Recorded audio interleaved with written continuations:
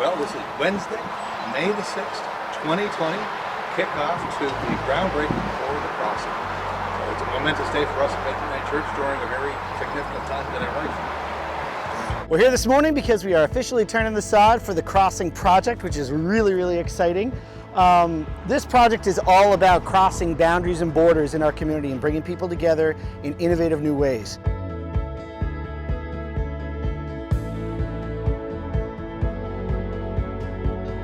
Pizza oven back there that's going to be a community oven, propane and wood fired, and that oven will serve to be a teaching tool for how to make food, grow food locally, make food together as a community, reach out across religious communities. We're hoping that Al Rasul Islamic Center will be involved with us in teaching people how to make all kinds of flatbread.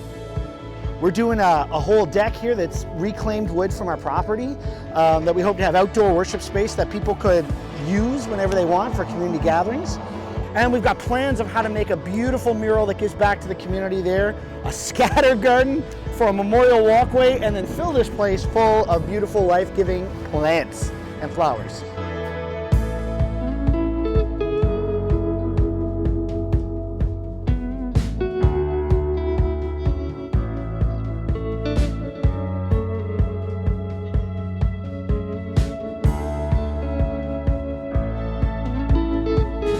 I think the crossing right now actually makes more sense than ever. One of the things that we talk a lot about as Nova Scotians is that everybody's got like 2 degrees of separation. We're close, we're tight-knit. And we've had that fabric really challenged and torn in some ways in the last while. So these are the ties that bind us, is love and community.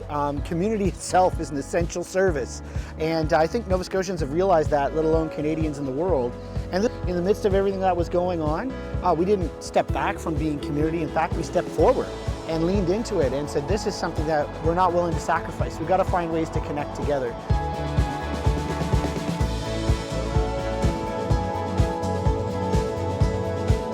Normally, church works where we invite people into a building, right? And that's the big paradigm shift we've seen, like of churches right across the world, let alone our country, having to say, we have to go out actually into the community. And that's the most deepest, faithful gospel call of Jesus, is to actually get out into the community, meet people, build relationships. We've brought the church outside. It's accessible to everybody. It's not just about BUC or coming to a church service on a Sunday or something that Bedford United Church is doing. It really is for the sake of the whole community. So we've taken all the walls of the church down and opened the church up to the entire community by being outside together, which is a pretty cool shift. I'm really excited to see what that'll bring.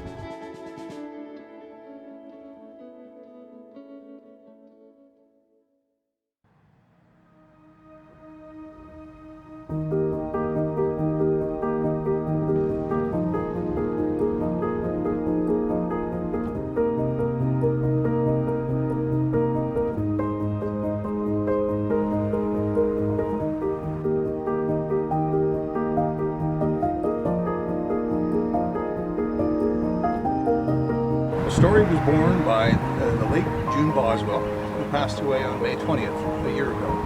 She loved the parking lot, but retaining walls she thought was stark. She wanted to recreate the works of local artist Olga Fox, Bedford artist. So we dug out the mosaics and the project began. Well, the connection to the project really starts with my parents, who moved to Bedford in the early 60s, and very quickly Bedford United Church and the community of Bedford become an ingrained part of our family.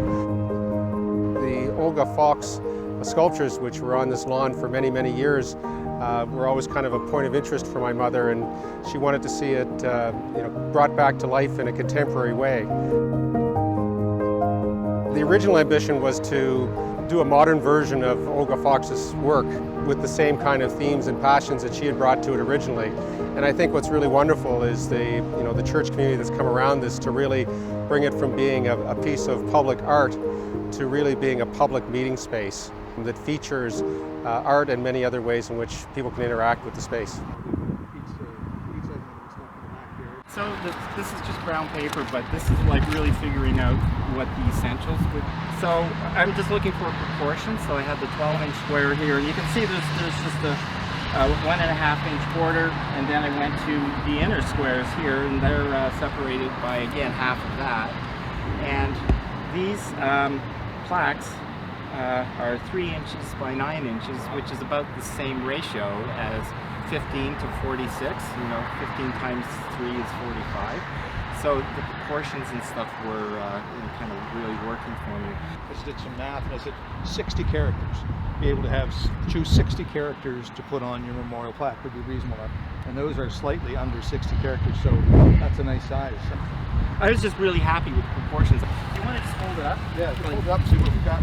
Just, well, if you could grab one end. Actually, I'll get Andrew to grab one in so he can get a shot of you, Okay. and then I'll hold it with Andrew so you can take a look at it. Got it. So again, that's the idea that anyone that's reading the names or whatever, it will be somewhat up close and personal. Go up here and see a plaque. It just, you still have that need in some way to connect Right. with some kind of message. And I've been playing with again different font sizes, and the one that I don't want anything scripty and florally. It's just too much. These are 2 standard fonts. It's Times New Roman and Arial. And what I prefer is this one, where this is just one bold and then the rest in unbold, and then this in italics. So that's really I like that too. Yeah.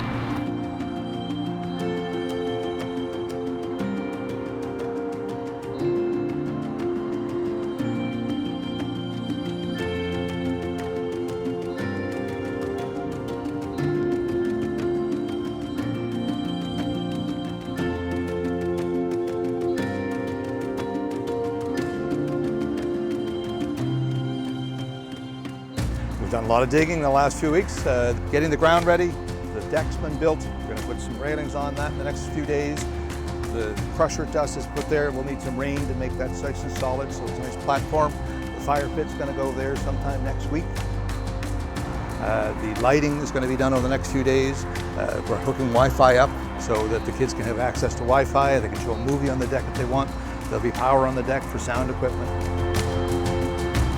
Brian King's almost got the bench finished from the cedar that we had to take down. It'll sit up there so you can sit and view the space. So it's really coming together quite nicely.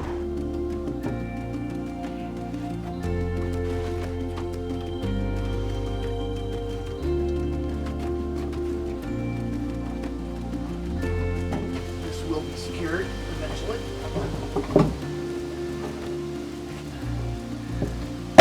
There we have a bench. This is also BUC. Right in front, just where the crossing is. So the wood is going back to where it came from. The spots you see here, those were actually holes. You can see right through. So this is the very center of the tree that was full of ants. And the way it was milled, it saved these 2 pieces from being firewood. The rest of the tree has been used for the decking at the crossing, or some of the decking, I think railing actually.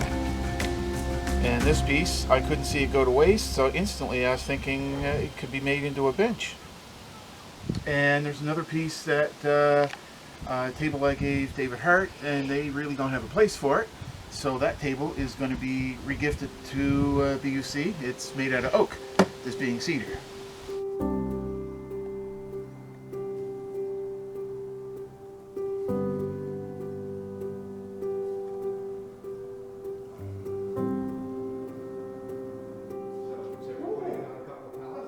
This idea came to me when I started here at BUC about a way to welcome more folks into our community. Natalie Moyes saw this idea of it at a church in the States that offered a community oven to be a space where people could gather from all over to slow down, to eat together, to hear each other's stories, to learn from each other, and build relationships and break down walls. I hope it's a space that people can share their stories. People from all over Bedford, from all walks of life, can come share their stories with one another so we can learn from each other. I hope it's a space that BUC folks feel really comfortable and included in, a space that the whole Bedford community feels included in. So I want it to be a place that people can connect, that they can laugh here, that they can learn from each other, that we can have bonfires and pizzas and movie nights, and the possibilities are truly endless with all we can do. Our pizza oven can cook so much more than just pizza or bread.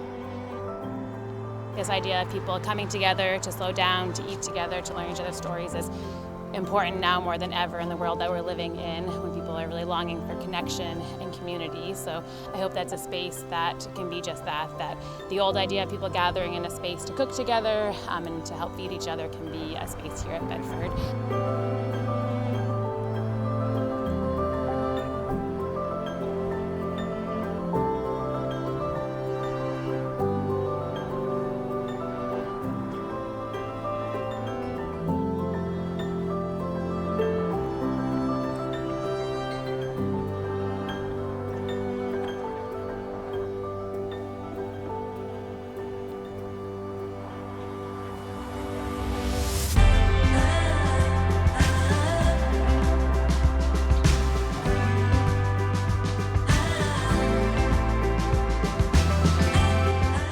Today was monumental. It actually scared me getting the pizza oven place, and to me it represents another milestone. So I didn't come down here until we were looking at the parking lot years ago, and I realized this is a special space that we don't take advantage of, we're not really feeling.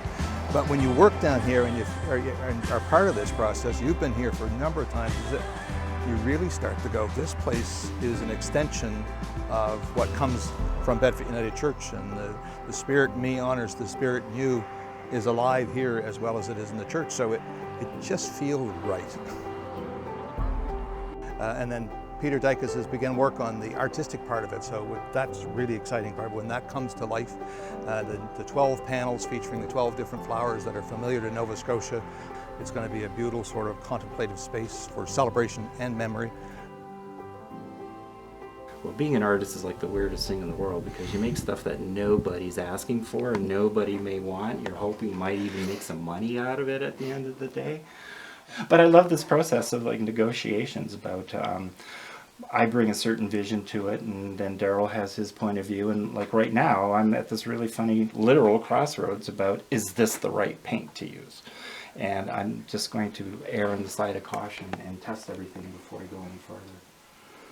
It's really funny, when I ordered these paints, it was from Michael's, and it was one order, and I paid for the single order, and then suddenly, literally the stuff was coming in from all over North America in little Purelator packages, because I guess not every store had all the colors that I needed. It was just kind of hilarious in terms of supply chain. Since the paint has some transparency to it, it's part of the graphic look as well too. It doesn't matter if you do go outside the lines, because the black is still always evident. It's still more or less the foundation to it all. It's also when you're painting and you're making all these like quick little decisions, sometimes once you get going, things don't go well. Other times it's just you spend like the next 6 hours in the zone because everything you do works out perfectly. But since this is kind of new paint material for me, and I've never painted flowers before in my life, truth be told, I'm being a little cautious and trying to make the best possible decisions I can at the beginning so that the system stays intact for the whole project. I've never painted flowers before, but then again, you know, Daryl and I kind of workshopped this whole project to get it going. All of the various flowers that we wanted, and then playing with them and getting them so that graphically they were somewhat similar in style, and then transposing them onto those drawings then, and getting them all from various scales on the computer to, you know, be the same size in real life, and then transfer them with good old-fashioned carbon paper, go figure, very analog, onto these panels, and have some kind of dynamic graphic presence to them. And very simple too, like the high bush blueberry is like, it's a bush, so it's actually, the branch is like higher in the frame.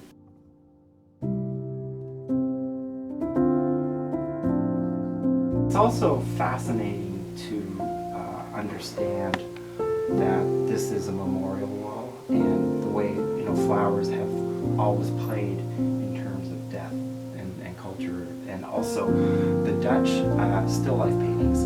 They are like the best fowl, and, you know, the best food, and the fish and the flowers, but they're just past their point of ripeness. They're just on the cusp of like, oh, death is around the corner. Nothing is forever. So there's signifiers of that too. So floral culture has always been really, really important. And with my mother-in-law's recent passing, I mean, the flowers that come from people really are meaningful. I could have come up with 12 flowers, but it would have been Pete's picks. Asking Daryl to go back to the people that are behind the plaques is like, what was June Boswell's favorite flower? Well, periwinkle. Okay, done. You know, I'm only claiming one here, and it's going to be really obvious. The tulips. So I don't even know who chose like lilac or the hydrangea, and it doesn't really matter, but that really brings the community voice back into it. This is the first one that I just finished, and I'm really, really happy with the effect. And you know, even once the color's in there, they're just going to pop, and they're going to really, really be visible and meaningful from a distance as well.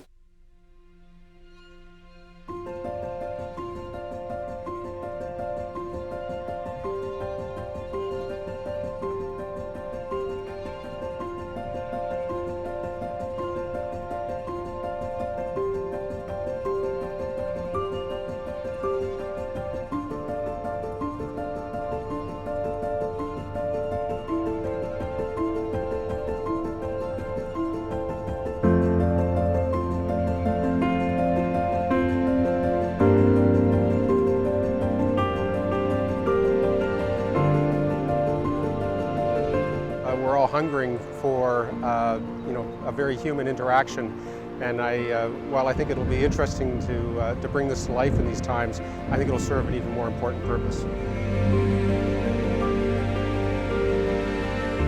For some, it'll be the social interaction around you know, a fire or making a meal together. I think for other people, it'll be a source of comfort to find a quiet spot to reflect on something or someone. Or a moment.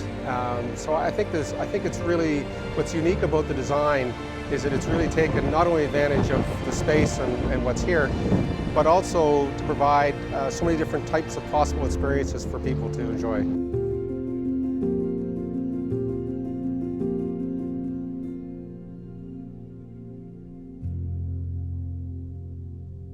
I'm the third generation of my family to live in Bedford, and I live in the same house that my mother was born in, which is across the street from the United Church. My two brothers and myself were raised in the house, as were my mother, aunt, and their brother.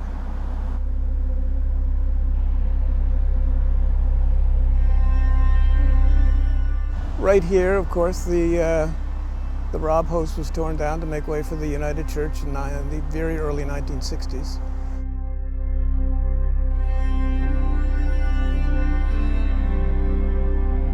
And where the pizza oven is now, there was what used to be called a summer house, which was a stone structure with benches on the structures and a framework over it, which wasn't good enough to keep any rain out or anything, but it was there as just a pleasant place to sit in the evening.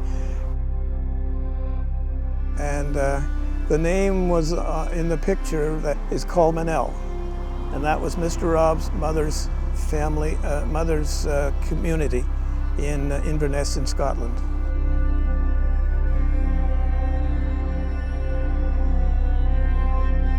Community seems to be spread apart a little too much right now these days, and things like this would be a good thing. We've always thought of ourselves as a separate community of a suburban area from Halifax.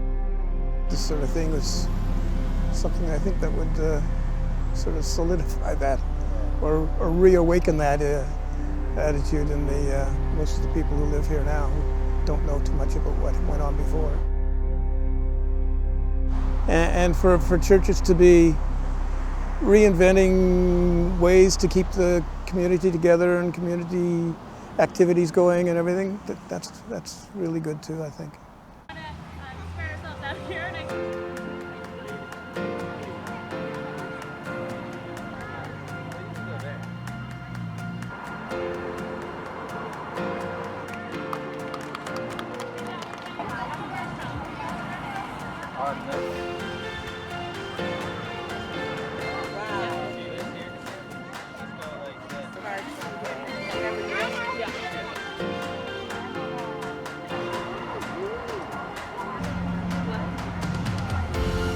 We're we're just beginning to start using the crossing. We feel really grateful to be able to do that. So we had a family bonfire where folks were invited to come and connect, roast marshmallows, paint rocks, and be together. And we're looking forward to when we can use the pizza oven to cook pizza, to bake bread together, to break bread, to get to know one another and connect more in more intimate ways.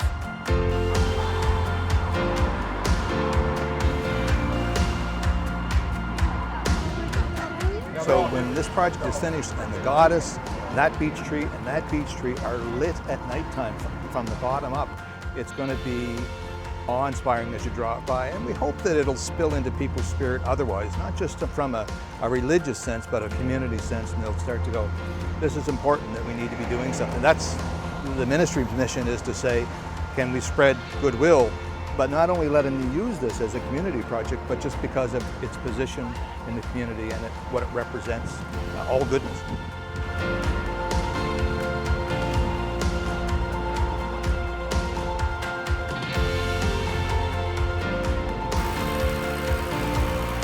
While it's very different than I think either of my parents would have ever thought that Bedford United would do, I think it's very progressive and I think absolutely lives to the kinds of things that they would expect from the church and our community.